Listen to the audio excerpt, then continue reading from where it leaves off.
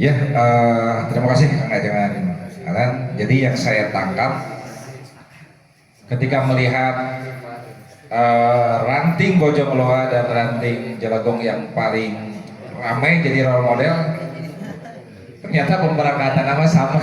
Pemberangkatan nama dari ya Julang Cieng. Saya kira saya sudah keren di tuna, gitu. Sudah mumpuni, sudah oke di tuna. Ternyata ya sama juga gitunya. Nah, jadi sebagai catatan ternyata memang ada perbedaan antara pembentukan ranting dengan banom dan dengan lembaga ya gitu. Koreksi kalau saya salah, nanti juga bisa kita konfrontir dan kita hadirkan dari Banom dan dari yang lain gitunya. Karena yang saya pikir Banom dan lembaga mah sudah mumpuni warisannya estafet ya, jadi ilmu, dari teknik, dari ini gitunya. Ada orang-orang atau pengurus-pengurus ranting mah ya terutama kebanyakan diisi oleh para pendatang seperti kita-kita yang cilang-cileng, yang basically berangkat dari kultural Nahdlatul Ulama di pesantrennya di kampung masing-masing, datang ke kota yang agak kota gini-gitunya, ke sawah, ternyata punya semangat, punya giroh untuk mengembangkan NU, tapi cuang cieun teh apa naon. Jadi ini bukti bahwa PRNU Jelagong dan PRNU Bojongloa besar, jadi barometer, jadi role model, ternyata tidak segampang itu ya, tidak celing begitu saja dibangun. Tadi justru juga dengan cerita-cerita pengalaman yang agak sedikit mengiris bawang gitu ya. Kalau diceritakan mah gitu sedih lah gitu. Oh, ternyata gitu. Jadi yang saya pribadi tangkap gitu pemirsa, sebelum saya lanjut ke Bang Isa dengan Hasan, bahwa membangun ranting itu ternyata memang tidak mudah, apalagi Rancaegeg termasuk kawasan-kawasan baru yang berkembang, terus juga orang-orangnya basically ya rantai penerus NU mah, apalagi atuh udah selain orang-orang pesantren mah, selain santri-santri mah gitu, termasuk saya santri walaupun tidak monok gitu ya. Nah, abi bagian kastrologi unggul. Lanjut ke ajangan Hasan, tadi pilih Amit teuing ya, penguasa daerah awatos gitu. Terus dari kita rapel saja banyak pertanyaannya ya, dirapel. Nah, pada intinya adalah membangun, apalagi ini judulnya membangun PRNU yang kuat, ya sudah seberapa kuat kita gitu kan, pertanyaannya ya sudah seberapa kuat kita, dan apa saja yang menjadi kendala, apa saja yang program-program yang belum terrealisasi. Dan kalau melihat ya Kang Ajangan Hasan dan Kang Ajangan Alan juga yang minimal telah hidup berkecimpung di lingkungan Jelagong dan ini sudah lama, otomatis kira-kira mengenalnya daerahnya, watak, karakteristik dan lain-lain. Kira-kira permasalahan apa, kendala apa yang membuat berbagai program juga belum terlaksana, terus kedepannya kira-kira mau membuat terobosan program-program apa, dan sebagai panggeuing atau pengingat kepada rekan-rekan sekalian yang nonton juga jamaah Nahdliyin di Rancaegeg mungkin juga bisa berkontribusi atau membantu, kira-kira apa permasalahan yang paling sulit, yang mendasar dan kedepannya perlu diperbaiki apalagi, dan harapannya. Silakan Kak Ajangan. Saudara senang kami melihat ya, kalau melihat dari tantangan maupun permasalahan, sebenarnya dari awal sampai sekarang permasalahan itu tidak pernah hilang. Tantangan semakin berat sebenarnya. Yang saya rasakan di PRNU Bojongloa yang paling terberat, problem yang tadinya udah dimusyawarahkan, kadang kalau dalam muskerang udah diprogramkan kan gitu, yang akhirnya banyak yang tidak berjalan. Bahkan ya kalau di musyawarah bisa sekian poin, bahkan yang paling terasa saya itu untuk pembentukan tadi, mungkin kalau di Jelagong langsung sukses pembentukan seksi. Saya sebenarnya bukan tidak membentuk, tapi malu kalau menceritakan. Kenapa malunya? Udah dibentuk, ditulis, alhamdulillah tidak ada yang jalan satupun. Jadi seksi ini, dia bikin gitu kan, seperti di bidang ekonomi, di bidang dakwah kan gitu, di bidang sosial, walaupun ya mungkin namanya beda lah. Tapi itu tidak ada berjalan. Jadi setelah 1 tahun bentuk itu tidak ada yang jalan, ya akhirnya kembali hanya ke ketua dan sekretaris. Ketika ada program itu kan, ini sering terjadi khususnya di PRNU Bojongloa. Jadi giroh ataupun semangat juang dari pergerakan, terutama bagi para pemimpin ataupun ketua-ketua ataupun siapa aja lah yang diberi amanah, termasuk diri saya dan juga pengurus ranting yang lain. Yang pertama itu jangan pernah lelah untuk terus berjuang. Yang kedua, cek bahasa Sundana, ulah kurungan, ulah belikan. Naon belikan anaknya ketika orang ngariung geus musyawarah sacapek-capek kadang lebihkeun ka jam 12. Pas dijalankeun mandeg kan gitu. Kadang-kadang kan rasa kumanya lamun di ya kan mah aduh itu meninggal etong nyeun program kan gitu cek kasarna mah kan gitu. Kendala utamanya jelas pertama SDM, sumber daya manusia. Yang kedua sebenarnya yang paling harus dicatat, mungkin ini permasalahan yang terjadi di berbagai kepengurusan, apakah itu di ranting atau di ranting yang lain kan atau di lembaga, yaitu rasa tanggung jawab ketika dia mengemban sebagai tugas. Ini yang paling sulit, karena kalau tidak ada punya rasa tanggung jawab, kadang karena saya udah dikasih label, ya terserahlah ke jalan rente tucing nah kan. Hampir 80% khususnya di PRN Bojong Loa membentuk kepengurusan itu seperti itu. Nah, tapi yang nggak perlu disepelah program-program, cuma karena ada program yang muncul yang istilahnya publis, mungkin dianggap yang lain itu tertutup kan gitu. Nah, jadi problem utamanya itu pertama di SDM, kedua ya kesadaran untuk mengemban amanah. Intinya itu, karena saya alhamdulillah saya di Bojong Loa setelah 2 tahun itu pengikut lah, khususnya pengikut lah kalau saya bilangnya, karena kalau pengurus itu kadang-kadang di struktur DSK itu kan banyak sampai hampir 15 sampai 20, tapi ketika diajak ruang riung yang aktif itu 2 sampai 5 lah. Nah ini mungkin tantangan yang sebenarnya yang terjadi di Bojong Loa.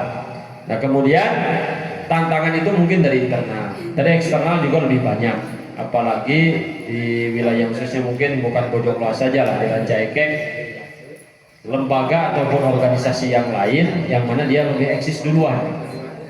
Jadi untuk membawa NU jangankan di luar gitu kan, di dalam pun sangat berat kan gitu. Kenapa? Karena udah lahir atau udah terkontrol sama yang lain. Jadi kita monitor kubatur lah di bahasa urang nama. Yang akhirnya sampai sekarang ya, tapi alhamdulillah bertahap demi bertahap kita usahakan. Jadi intinya permasalahan-permasalahan yang dirasakan kami itu yang paling berat. Kenapa? Karena sampai sekarang permasalahan seperti itu masih menjadi tantangan yang utama. Yang pertama dari SDM, dari internal, kedua kesadaran, ketiga dari eksternal. Jadi lingkungan yang istilahnya tidak suka dengan hadirnya NU, intinya itu. Mungkin itu yang bisa saya sampaikan dalam keluhan ini. Mudah-mudahan di ranting yang lain atau pengurus yang lain tidak mempunyai masalah seperti ini. Iya, turun ajaran Hasan. Ya, pertanyaannya pada dasarnya hampir sami kan. Apa tantangan, kendala-kendala paling mendasar dan kedepannya akan melakukan terobosan apa, dan harapannya gitu. Apa ini kira-kira yang belum terlaksana, terrealisasi dan ingin direalisasikan juga sebagai ajakan juga kepada wargi khususnya di Cilegon untuk sama-sama berkontribusi di Nahdlatul Ulama. Silakan Kak Ajeng.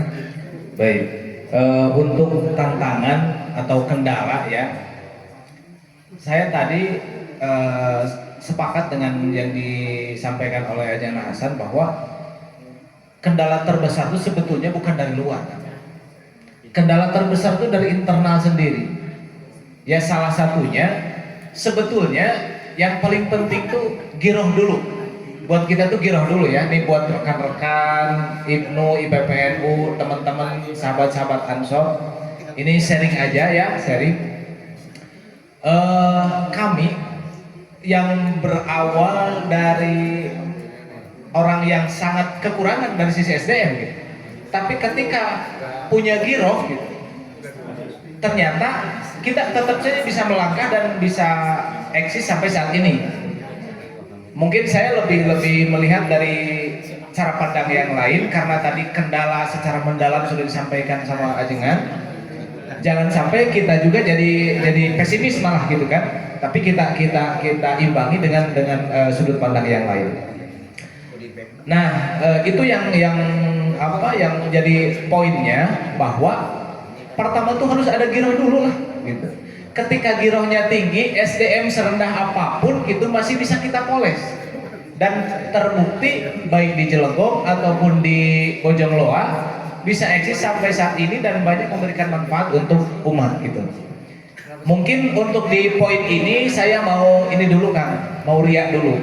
Tapi rianya insya Allah ria hasanah kayaknya Pak ini. Rianya ria hasanah insya Allah. Karena ini kita harus semangat nih dari hasil dari pertemuan dan podcast ini. Kita harus bisa menularkan semangat ke generasi-generasi muda terutama. Jangan khawatir terkait SDM, yang penting ada giroh terlebih dahulu, insya Allah gitu. Dan juga tanggung jawab tadi benar kata Ajengan Hasan. Ketika tidak ada tanggung jawab dari pengurus itu sendiri, ya dikuprak-kuprak tidak susah gitu. Nah, karena sudah tidak ada tanggung jawabnya. Kenapa tidak ada tanggung jawab? Karena tidak ada girohnya. Itu mungkin untuk dari sisi kendala. Tapi insya Allah saya tidak menganggap itu sebagai hal yang besar. Dan alhamdulillah sudah bisa kami buktikan, kami lewati dengan 4 tahun ini. Selanjutnya, karena saya itu sedikit mengutip apa yang disampaikan Bung Karno kalau tidak salah, kurang lebih lah kata-katanya begini, berikan aku 10 pemuda gitu kan, niscaya akan aku guncang dunia begitu. Jadi kita tidak jadi ukuran sedikit dan banyaknya pengurus yang bergerak, tapi kumaha carana ieu dina keterbatasan pengurus ieu teh urang tidak patah semangat gitu. Tetap girohnya harus kita dijaga, jangan sampai padam. Nah, yang selanjutnya pesan yang ingin saya sampaikan, jadi orang NU teh ulah FSMR, ulah rendah diri gitu. Karena apa? Rasul ternyata jauh-jauh hari sudah memberikan pesan, la yambagi lil mu'mini ayyudilla nafsahu.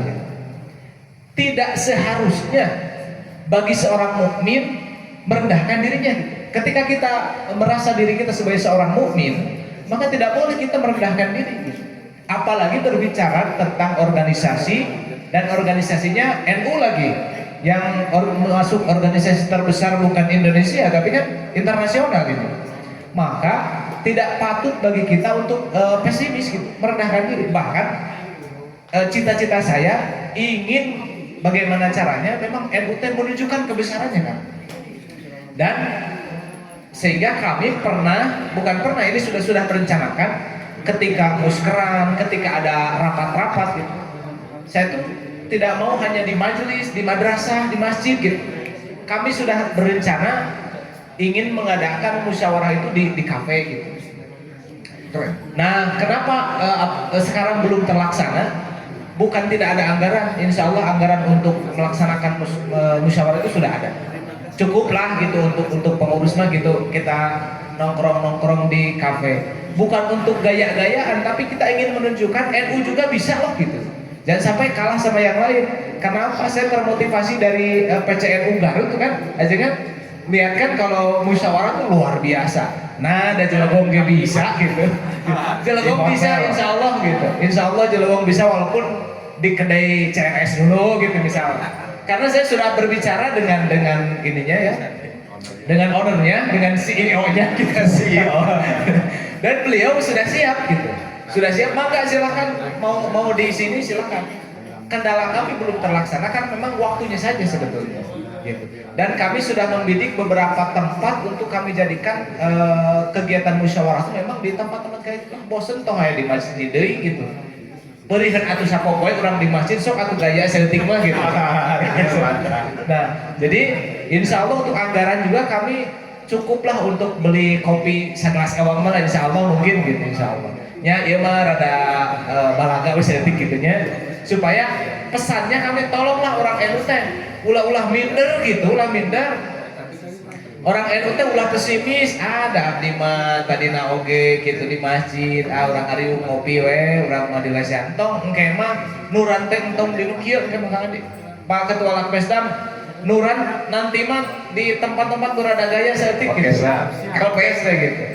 Kita tunjukkan bahwa NU itu kuat gitu. Jangan sampai kita secara berbicara nanya NU itu mayoritas, oke, mayoritas.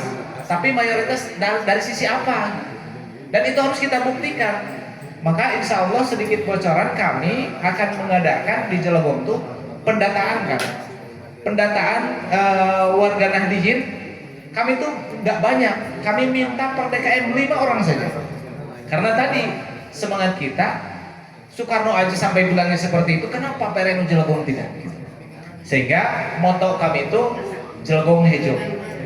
Kenapa Jelebong Hejo? Hejo itu kan satu dari identik dengan keislaman. Kedua, identiknya Hejo itu apa namanya? Kecukupan gitu kan, kedamaian. Jadi tugas kami ingin memberikan pesan hadirnya NU di Jelebong itu bukan untuk memberi rusuh, bukan untuk membebani, tapi kami akan hadir untuk insya Allah untuk menebarkan manfaat kepada umat gitu.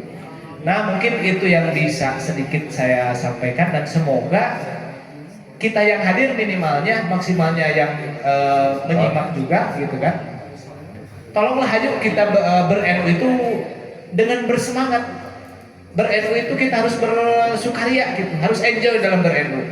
Karena ketika ini dijalani dengan enjoy, santai, gembira, tidak dijadikan beban, insya Allah kita aja kan bebannya banyak, tapi masih bisa tersenyum, bisa ngopi bareng di sini, itulah berkahan NU. Nah, mungkin itu pesan yang sedikit saya sampaikan. Mohon maaf sebelumnya. Assalamualaikum warahmatullahi wabarakatuh. Gacan kan? Closing statement lah. Yo, nanti ke closing statement. Silakan closing statementnya untuk wargi Nahdiyin khususnya NU Ranca Ekek, juga kepada pemirsa sekalian. Mangga Kang Ajeng. Oke, baik. Sahabat-sahabat, rekan-rekan, jamaah, wargi-wargi sadayana, begini, NU Ranca Ekek itu besar. Ketika berbicara dari jamaahnya, NU itu besar, NU itu banyak. Jadi kita jangan berkecil hati, kita harus semangat. Nah, kita tularkan semangat itu kepada rekan-rekan kita yang lain yang belum mengenal NU. Dalam tanda kutip gitu ya. Jadi NU itu jangan sampai dikenalnya teh, aduh naon sih NU teh kolot gitu. Nah makanya yuk kita sama-sama jadikan NU itu memang NU yang modern gitu. Dalam arti kita memang bisa mengikuti perkembangan zaman. Sehingga ya kenapa tadi kami penting adanya publikasi dan dokumentasi, salah satunya dalam mengimbangi perkembangan zaman pada saat ini. Dan alhamdulillah PRNU Jelebong juga akan berencana nanti dimulai di Syawal, insya Allah akan melengkapi kebutuhan medianya juga kan, insya Allah. Tapi kami jujur saja butuh SDM untuk di situ. Saya mengajak kepada warga-warga Nahdiyin Desa Jelebong, anak-anak muda, generasi muda di Desa Jelebong, ayo bergabung dengan PRNU Jelebong. Insya Allah ber-NU itu menyenangkan. Terima kasih. Atur nuhun, closing statement yang luar biasa gembira sekali dari Kang Ajengan Alan. Selanjutnya closing statement dari Kang Ajengan Hasan Syarif, silakan. Gebrakan dari permasalahan-permasalahan yang tadi telah diuraikan, insya Allah mungkin buat, tapi mungkin nanti didorong juga untuk kepengurusan baru, karena di kepengurusan sekarang kan sampai bulan Maret, mungkin April udah ada musran, tapi dari awal kemarin dari muskran terakhir, insya Allah di Bojongloa gebrakan yang paling utama sekarang khususnya dari pengurus itu untuk terus membidik kader-kader baru. Jadi intinya pengkaderan. Karena alhamdulillah dengan ada pengkaderan, walaupun tadi ya SDM-nya lemah, SDM-nya kurang, tapi setelah digembleng pengkaderannya, alhamdulillah ada tambahan amunisi lah. Nah, karena Kalau udah banyak teman, udah banyak para pejuang, insya Allah seberat apapun ataupun sebesar apapun program yang kita rencanakan, mudah-mudahan biasa terrealisasi kan. Tapi kalau tidak ada kader, tidak ada bantuan, karena kalau cuma 1 orang 2 orang yang bergerak, ya pasti akan berat kan gitu. Nah jadi mudah-mudahan mohon doanya juga dari semua, wabil khusus para kader Nahdlatul Ulama, para kiai, para kesepuhan, para anak muda terutama yang ada di Bojongloa khususnya, umumnya di Rancaikek. Saya juga ingin mengutip tadi dari Ketua PRNU Cilegon bahwa perlunya generasi yang benar-benar istilahnya percaya diri lah untuk benar-benar berkhidmah di NU. Karena saya lihat anak muda zaman sekarang, puntennya buat para IPNU, IPPNU yang saat ini alhamdulillah udah mulai berkembang. Sekali lagi, jangan pernah merasa bahwa kalian itu masa depannya di NU itu kadang-kadang wah gak jelas. Ini banyak statement yang seperti itu. Bahkan kami khususnya di para santri-santri yang saya ajarkan itu melihat NU itu awal-awal khususnya dari berdirinya di Bojongloa itu pesimis sekali, karena gabung di NU itu ngapain lah kan gitu. Nah untuk itu kami mengajak kepada seluruh kader, ayo kita sama-sama berjuang di NU, jangan pernah merasa rendah diri. Tadi juga kan kata Ketua PRNU Cilegon, kita itu harus ada riaan sedikit lah, tapi riaknya bukan riak untuk menyombongkan kebaikan ataupun menyombongkan prestasi, tapi untuk menumbuhkan rasa percaya diri. Sebab apa? Dengan tumbuhnya rasa percaya diri, jangankan banyak teman yang berjuang, meskipun ibaratnya teman cuma 1 orang 2 orang dalam berjuang, insya Allah di situ giroh kita tidak akan berkurang. Nah, di sesi terakhir saya sekali lagi mengajak kepada seluruh kader NU, ayo kita bergabung. Jangankan yang sudah punya label yaitu kader NU ataupun PDPKPNU, yang belum pun kita sama-sama berjuang di NU. Dan insya Allah mungkin nanti program Lakbesdam yaitu yang terdekat adalah pengkaderan di NU yang akan mengadakan PDPKPNU. Mudah-mudahan kepada para kader NU kita sama-sama untuk ikut pengkaderan. Karena apa? Pengkaderan itu penting supaya kita pertama giroh kita naik, kedua yaitu punya kekompakan. Karena dalam organisasi itu jelas kita harus kompak, harus satu tujuan, harus satu pergerakan. Pergerakan maksud di sini bukan harus satu pergerakan kita ke sana ke sininya, bukan, tapi sesuai dengan tuntunan dari organisasi. Sekali lagi kepada pengurus, kepada non pengurus, kepada kader ataupun yang belum menjadi kader yang telah tersertifikasi, kita sama-sama berjuang di NU. Siap? Siap. Siap berjuang di NU? Siapa kita? Siapa kita? Siapa kita? NKRI? Pancasila? Akidah kita?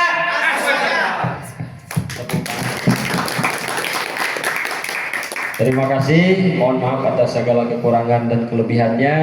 Qul muwaffiq ila aqwamit thoriq, wabillahi taufiq wal hidayah. Wassalamualaikum warahmatullahi wabarakatuh. Waalaikumsalam warahmatullahi wabarakatuh. Atur nuhun narasumber kita Kang Ajengan Hasan Syarif dan juga Ketua PRNU Cilegon Kang Ajengan Alan Permana yang telah menemani berbincang-bincang seputar perkembangan PRNU dan temanya memperkuat ranting, sebetulnya memperkuat panjang gitu ya, panjangan baru permukaannya saja yang bisa diceritakan. Dan insya Allah kedepannya kita akan mengulas lebih dalam lagi, lebih bernas lagi bagaimana perjuangan para pemirsa dan juga jajaran pengurus ranting dalam menjaga akidah Nahdlatul Ulama, Aswaja dan juga pergerakan untuk kemanfaatan umat. Mungkin pada kesempatan ini dicukupkan dulu sampai sini. Kedepannya kita insya Allah akan kembali mengupas perjalanan sepak terjang para tokoh-tokoh Nahdlatul Ulama Rancaikek dan juga bagaimana perkembangan ranting, lembaga Banom dan umumnya keluarga besar Nahdlatul Ulama. Terima kasih kepada rekan-rekan dari lembaga Banom yang telah hadir, utamanya ada dari IPNU Ikatan Pelajar Nahdlatul Ulama dan juga Ikatan Pelajar Putri Nahdlatul Ulama, ada juga Mas Abid dari Pagar Nusa PAC Rancaege, atur nuhun dan dukung. Dan tuan rumah kudu disebutin heula nya salah aduh.